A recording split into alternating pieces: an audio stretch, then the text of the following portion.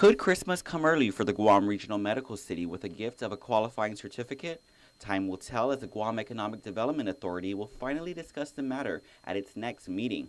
Business Development Manager Christina Garcia says there's a lot to consider following last May's intense public hearing. It was one of the longest public hearings ever. We had about 4 hours of testimonies provided.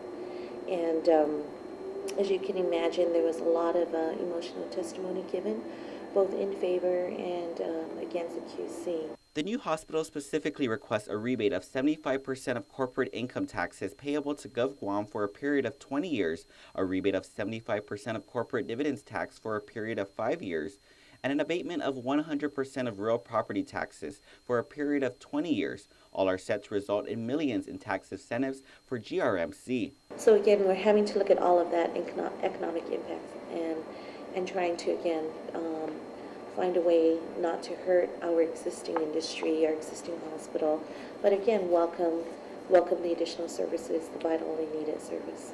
A credit review committee was formed and for the past few months have been working on a case analysis outlining what the new hospital plans to offer and how it compares to GMH and national standards. However, Garcia says it hasn't been an easy road. When this case analysis came up, we were also going through the QC review process at the legislature. So all of this, again, was making sure that we address all issues and concerns to the best of our abilities.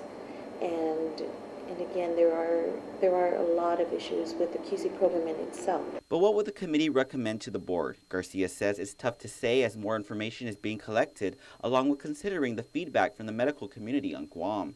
We are also sensitive to the discussions with the doctors on, their services that they provide and the impact it will have on them. Garcia, meanwhile, says those in the medical profession have been advised that if they're providing new and much-needed services to Guam, that they too could apply for a QC.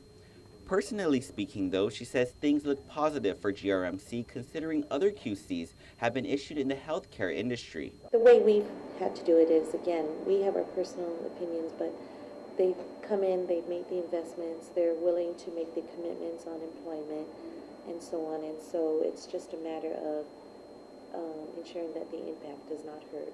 Ultimately, though, the decision will be up to the GEDA board. The GEDA board, meanwhile, is set to meet on Tuesday, December 10th at 1:30 p.m. on the 5th floor of the ITC building. Reporting for Guam's News Network, I'm Ken Quintanilla.